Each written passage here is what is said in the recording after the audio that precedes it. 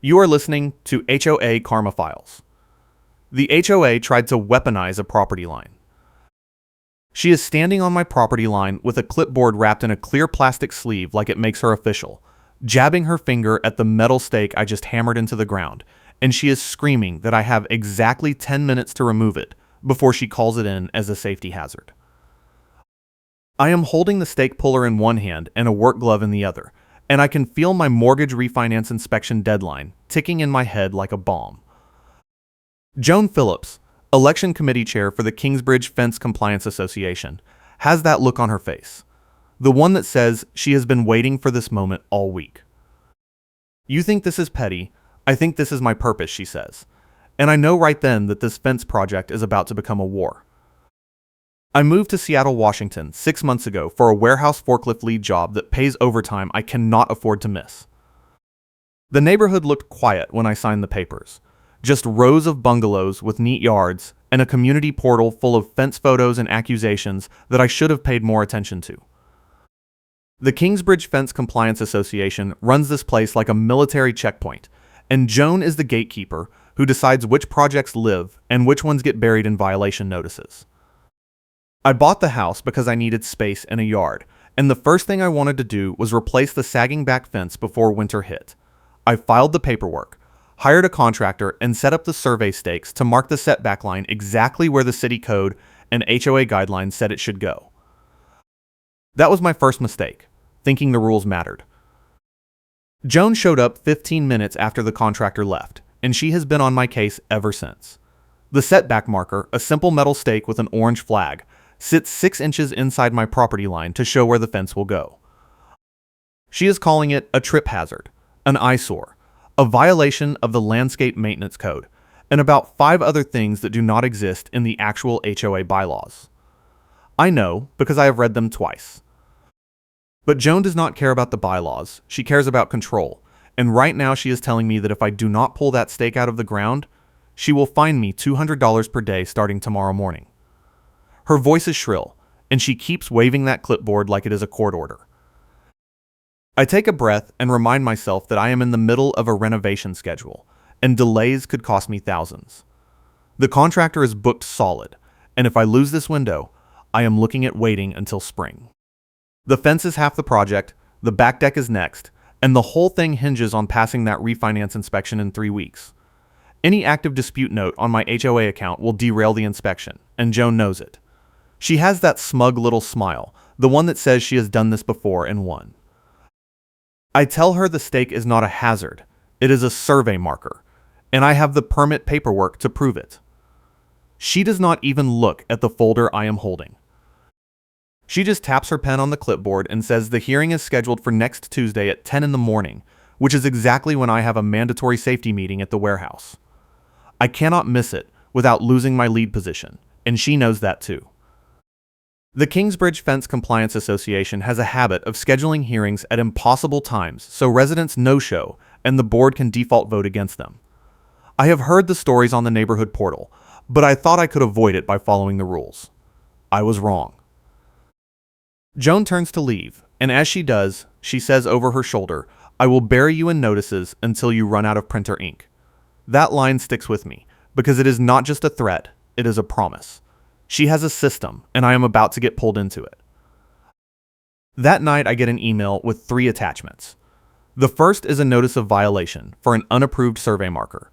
The second is a notice of violation for disturbing the landscape without pre-approval. The third is a hearing summons for Tuesday at 10. All 3 have Joan's name in the signature block, and all 3 reference code sections that do not exist in the HOA guidelines I downloaded from the portal. I spend 2 hours cross-referencing, and the closest thing I can find is a vague line about maintaining curb appeal, which does not say anything about survey stakes. I forward the email to my contractor, and he calls me back within 5 minutes. He has worked in this neighborhood before, and he says Joan is notorious for making up rules and enforcing them until someone pushes back hard enough to make her stop. He tells me to document everything, keep receipts, and do not pull the stake.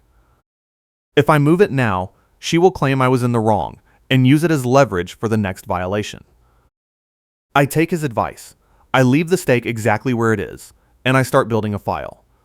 I take photos of the stake, the string line, the fence panels stacked in my driveway, the permit paperwork, and the HOA guidelines with the sections Joan cited highlighted in yellow. I also take a photo of the email timestamp, because I have a feeling I am going to need proof of when each notice arrived. My neighbor, a guy named Russell, who has lived here for 12 years, sees me out in the yard with my phone and comes over. He is popular in the neighborhood, the kind of person who knows everyone and gets invited to every barbecue, and he has no love for Joan. He tells me she pulled the same stunt on him 3 years ago over a deck railing height, and he only got her to back off by showing up to the hearing with a structural engineer's report and threatening to sue for harassment. He offers to be a witness if I need one, and I take him up on it. Russell has same-day photos from his kitchen window that show the stake going in, the contractor measuring, and Joan showing up minutes later with that clipboard. The lighting matches, the timestamps are identical, and it is exactly the kind of evidence I need to prove she was targeting me from the start. The next morning, I get another email. This one is a brand new fine that appears out of thin air with no vote. $500 for failure to comply with landscape restoration requirements. There is no hearing date, no explanation, just a payment link and a deadline of 72 hours. I call the HOA management company, and the woman on the phone sounds genuinely confused. She has no record of a landscape violation, no record of a fine being approved by the board, and no idea who authorized Joan to send it. She puts me on hold for 10 minutes, and when she comes back, she says the fine is under review and I should not pay it yet. That is when I realize Joan is not just bending the rules, she is operating outside them entirely. The management company does not even know what she is doing, which means she is using her role as election committee chair to manipulate the process and create fake violations on the fly. I forward the email chain to Russell, and he forwards it to 3 other neighbors who have been on the receiving end of Joan's enforcement campaigns. By lunchtime, the neighborhood portal is buzzing. People are comparing notes, sharing screenshots, and asking how Joan keeps getting away with it. One neighbor posts a photo of a notice she got last year for parking her car in her own driveway overnight, a rule that does not exist anywhere in the HOA docs. Another neighbor posts a copy of a trespass incident where Joan and 2 other board members showed up on his property with cameras, trying to bait him into yelling so they could file a harassment complaint. The pattern is clear. Joan schedules hearings when people cannot attend. She sends fake fines to scare them into compliance, and if that does not work, she escalates to trespassing and intimidation until they either give up or move out. I am not giving up, and I am not moving out. I have 3 weeks until my refinance inspection, and I need this fence done. I email the management company again and ask for a copy of the official fence guidelines. They send me a PDF, and when I open it, half the pages are blank. The section on setback requirements is completely empty, just a header and white space. I call back, and the same woman tells me the guidelines were never finalized after the last board transition. They have been operating on verbal guidance from Joan for 2 years. That is my twist. The fence rule she keeps quoting was never properly adopted, and the paperwork is blank. I take a screenshot, save the email, and add it to my evidence file. Tuesday morning, I call in sick to work and show up at the HOA hearing. It is held in the clubhouse, a dingy room with fluorescent lights and folding chairs that smell like mildew. Joan is at the front table with 2 other board members, and she has a microphone clipped to her collar like she is running a press conference. There are maybe 6 other residents in the room, most of them looking annoyed or confused. Joan starts the meeting by reading a list of violations, and mine is third. She describes the survey stake as an unauthorized permanent installation that presents a safety risk to pedestrians and violates the community aesthetic standards. She does not mention that the stake is on my property, inside the setback line, exactly where it is supposed to be, according to the city permit. She also does not mention that the aesthetic standards do not exist in writing. I stand up and ask to speak. Joan gives me 2 minutes, and I use them to walk through the permit, the city code, the HOA guidelines, and the blank page where the fence rule should be. I hold up the printed page so everyone can see it, and I watch her face go red. She cuts me off and says the guidelines are under revision, and the board has the authority to enforce reasonable standards in the interim. I ask her to show me the board vote that authorized the interim standards, and she does not have one. The other two board members look uncomfortable, and one of them leans over to whisper something to Joan. She ignores him and says the hearing is closed, the fine stands, and I have 10 days to remove the stake or face escalation. That is when Russell stands up. He has been sitting in the back row the whole time, and now he walks to the front with his phone in his hand. He tells the room that he has photos of Joan on my property within minutes of the contractor leaving. Photos of her clipboard with notes about violations before the stake was even in the ground, and witness statements from two other neighbors who saw her do the same thing on their projects. He says the pattern is clear. Joan is targeting residents with fake violations to block projects she personally does not like, and the board needs to address it before someone files a lawsuit. The room goes quiet, and Joan's face goes from red to purple. She stands up, grabs the microphone, and says Russell is out of order and needs to leave. Russell does not move. He just holds up his phone and says he is recording the meeting, and if she tries to eject him without cause, he will file a complaint with the management company and the state HOA oversight board. Joan tries to storm out, and that is when one of the other board members, a guy named Ed, asks her to wait. He looks at me and asks if I am willing to table the fine until the next board meeting so they can review the guidelines and vote on interim standards properly. I say yes, as long as the fine is removed from my account and does not affect my refinance inspection. Ed agrees, and Joan loses it. She yells that the board does not have the authority to overturn her enforcement decisions, and Ed calmly reminds her that she is not the board, she is the election committee chair, and enforcement is not part of her role. That is when the room shifts. Two other residents stand up and start asking questions about their own violations, and Joan realizes she is losing control. She grabs her clipboard and tries to leave, but Ed stops her and asks for a motion to suspend all pending fines until the guidelines are finalized and properly adopted. Someone seconds it, and the vote is 3-0 in favor, with Joan abstaining because she is not actually a voting board member. The fine is gone, and Joan is stuck standing there with that clipboard wrapped in a clear plastic sleeve like it makes her official, and it means nothing now. I leave the meeting with the fine suspended, but I know Joan is not done. She has a reputation for escalating when she loses, and I am proven right the next afternoon when she shows up at my house with two people I have never seen before. One is a guy in a polo shirt with a camera around his neck, and the other is a woman with a tablet taking notes. Joan announces that she is conducting a compliance inspection, and they need to document the condition of my fence line for the board review. I tell her no. I tell her she does not have the authority to enter my property without notice, and even if she did, the fine was suspended and there is no active violation. She ignores me and steps onto my lawn, heading straight for the survey stake. That is a trespass onto my property with backup to try to bait a reaction on camera, and I am not taking the bait. I pull out my phone and start recording. I tell Joan she is trespassing, I have asked her to leave, and if she does not leave immediately, I am calling the police. The guy with the camera starts filming me, and Joan smiles like she has already won. She says I am being hostile and obstructing a legitimate HOA inspection, and the footage will be presented to the board as evidence of non-compliance. I do not raise my voice. I do not move toward her. I just keep my phone steady and repeat that she is trespassing and needs to leave. The woman with the tablet looks uncomfortable and starts backing toward the sidewalk, but Joan stays put. She bends down, grabs the survey stake, and pulls it out of the ground. She holds it up like a trophy and says it is being confiscated as evidence of a code violation. That is when I call the police. I stay on the line with the dispatcher and describe what is happening. Joan hears me give the address and suddenly decides it is time to go. She drops the stake, turns around, and walks off my property with her two helpers scrambling to keep up. I stay on the phone until the officer arrives, and when he does, I show him the recording, the survey permit, the hearing notes, and the email chain with the suspended fine.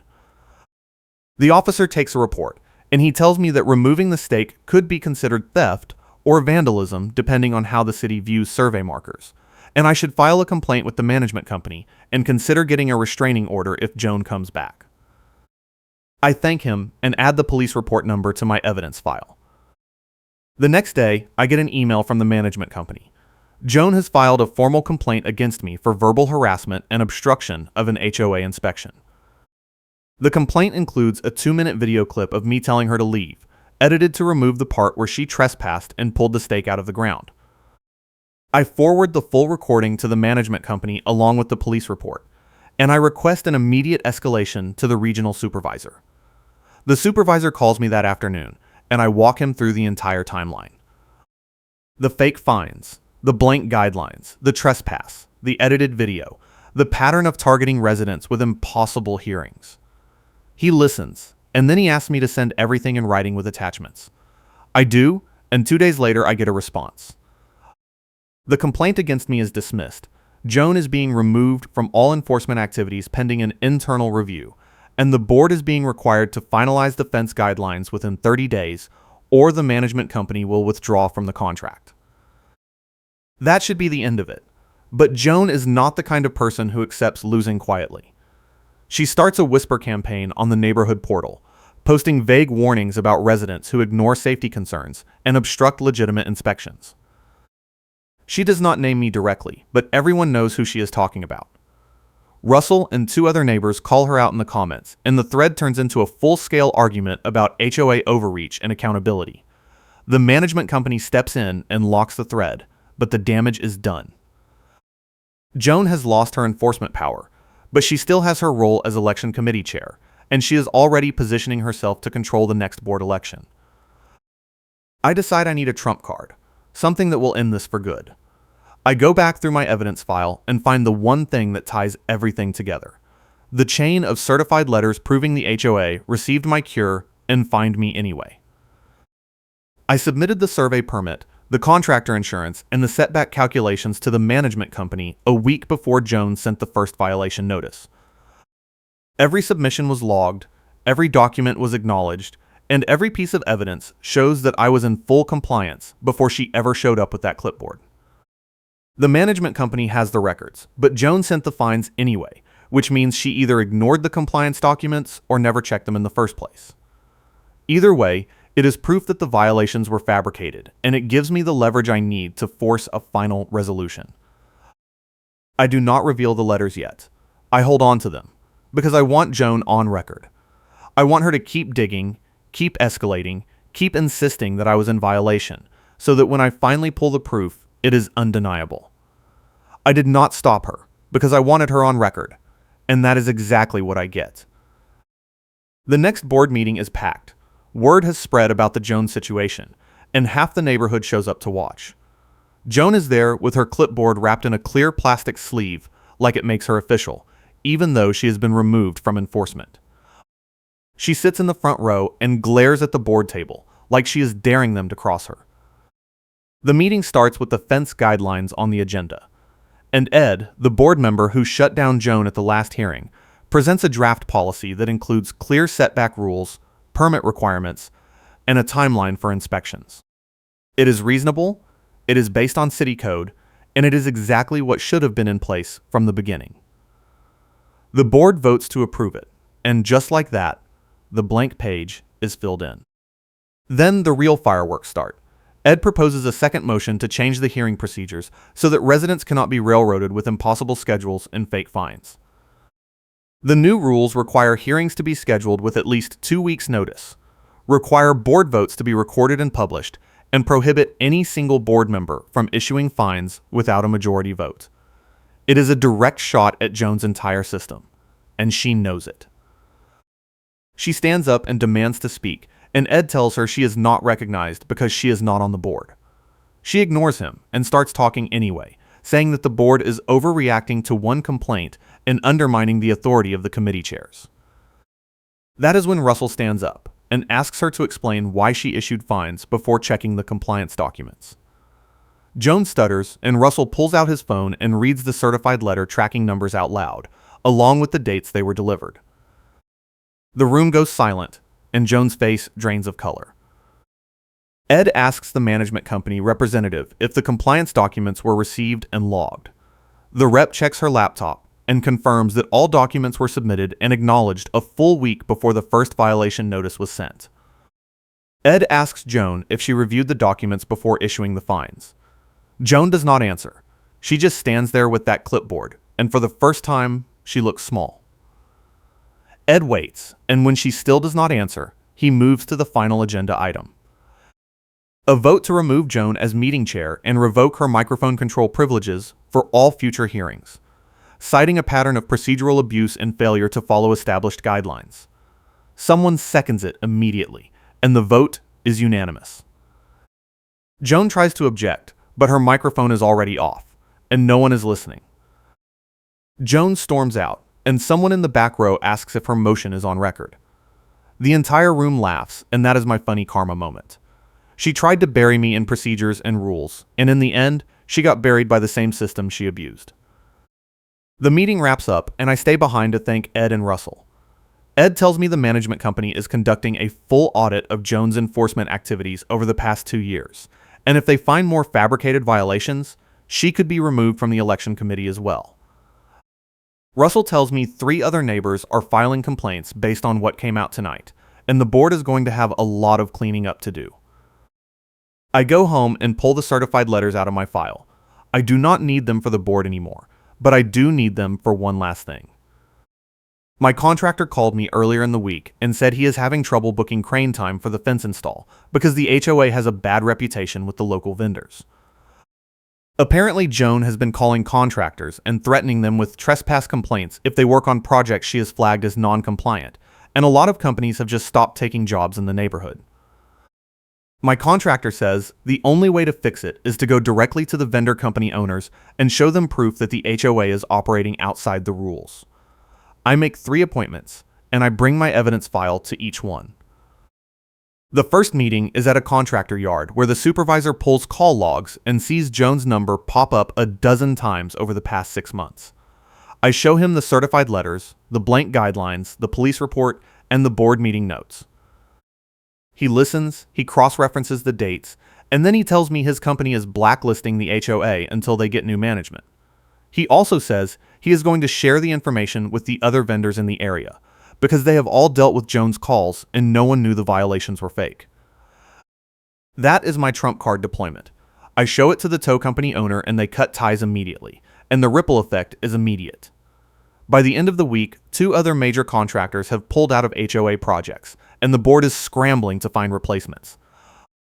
The vendor blacklist hits the neighborhood portal, and residents start asking questions about why their approved projects are being delayed. The board has no choice but to issue a public apology and announce that Joan is being removed from all HOA roles pending the outcome of the management company audit. My fence gets installed the following week. The contractor comes back with a full crew, and they finish the job in 2 days.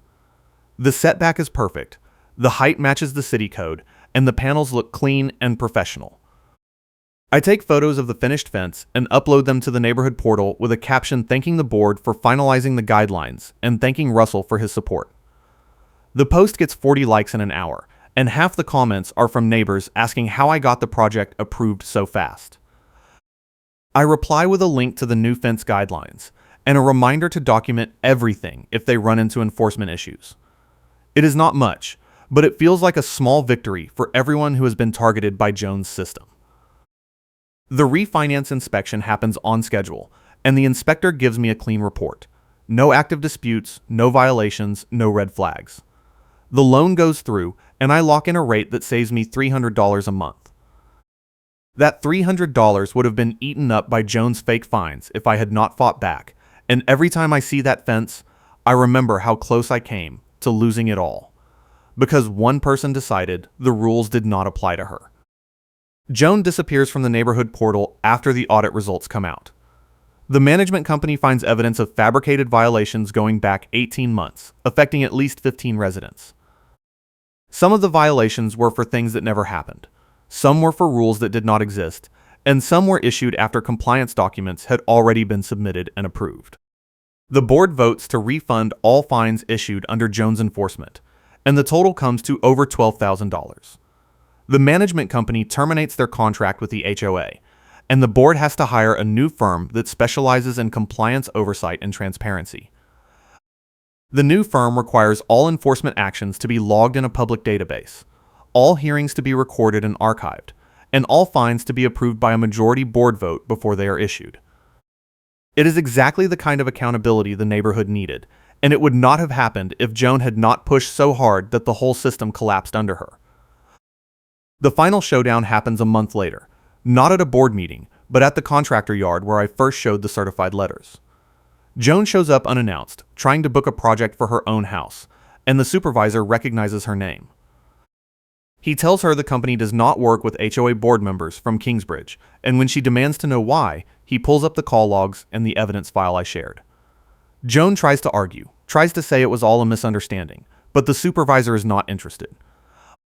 He tells her that her calls cost his company 3 jobs and wasted dozens of hours dealing with fake complaints, and as far as he is concerned, she is permanently banned from doing business with them.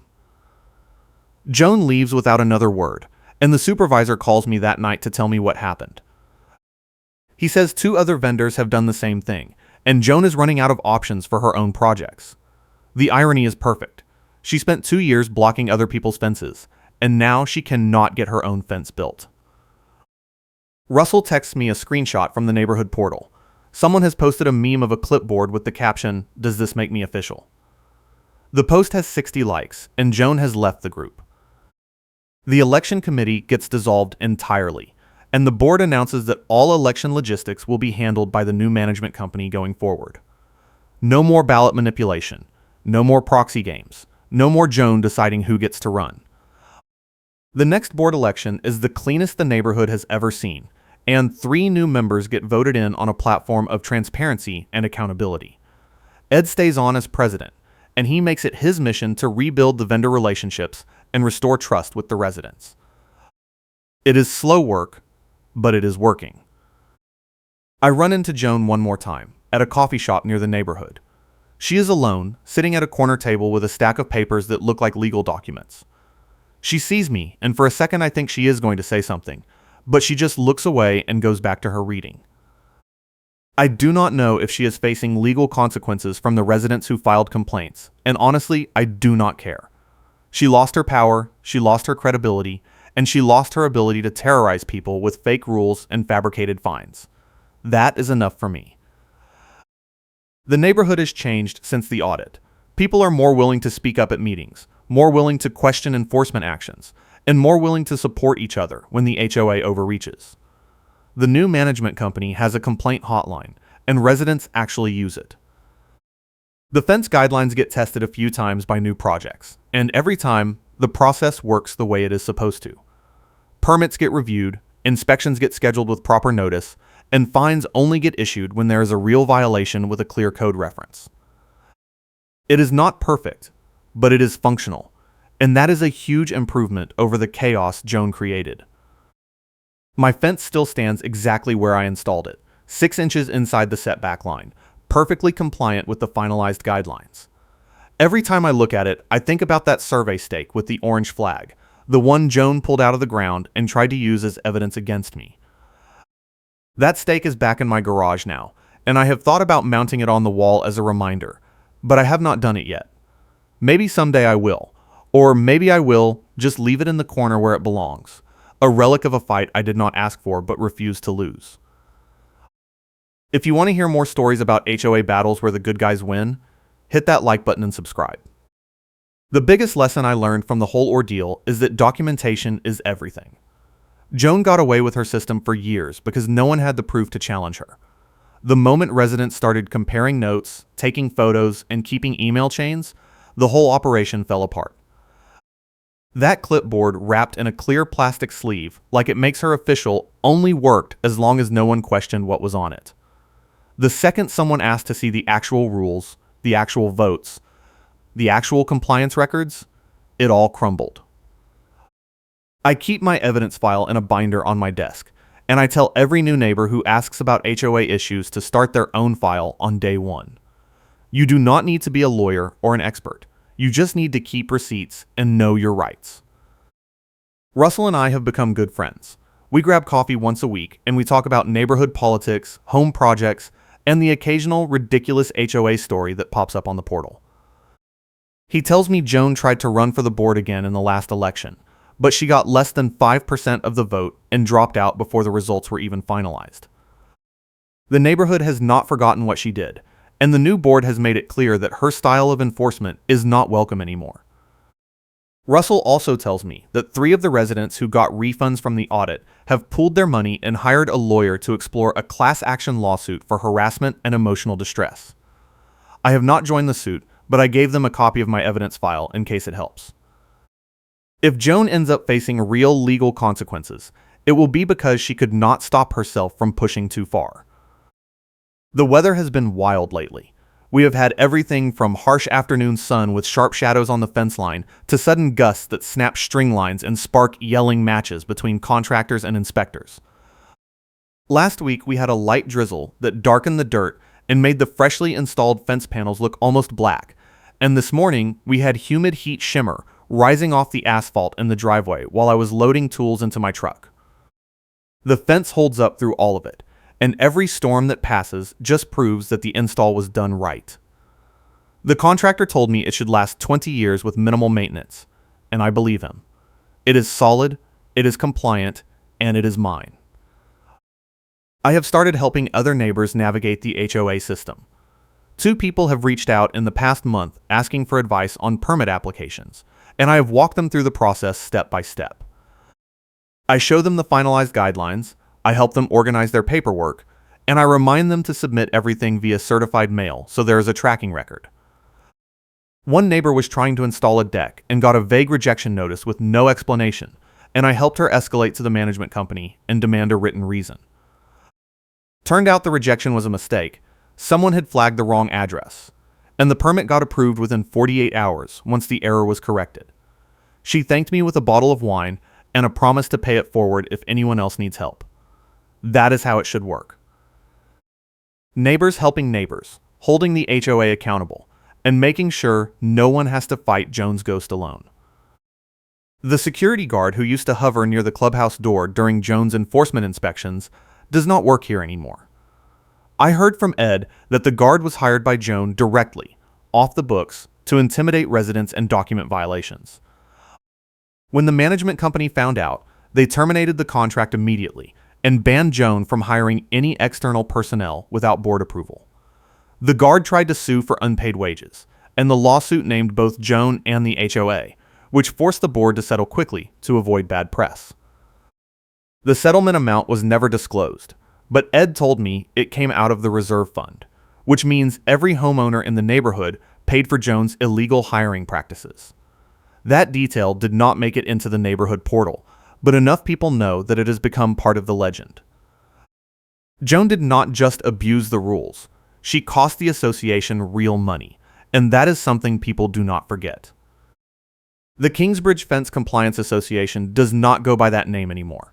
The new management company rebranded it as the Kingsbridge Homeowners Association, dropping the enforcement language and adding a mission statement about community support and transparent governance.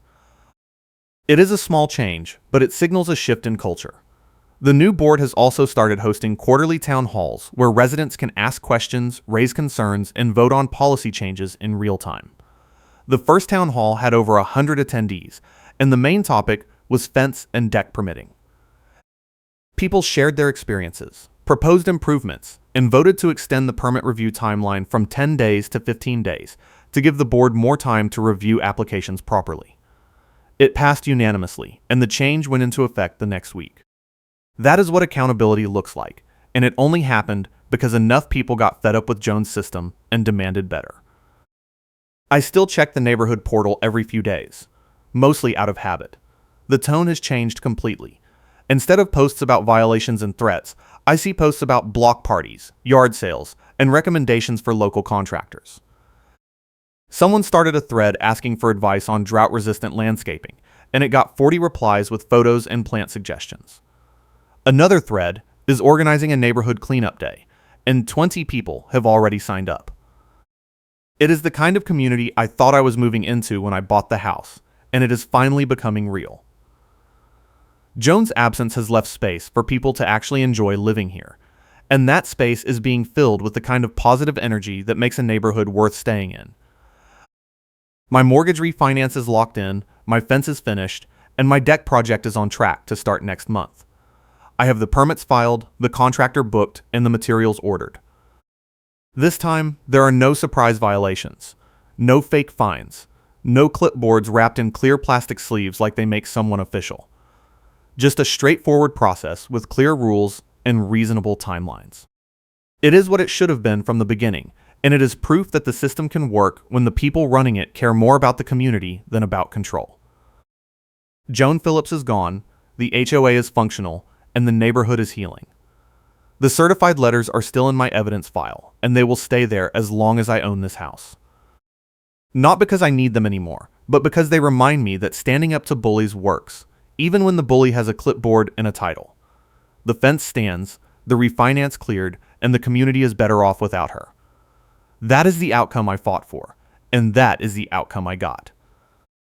Thanks for watching, and I will catch you in the next one.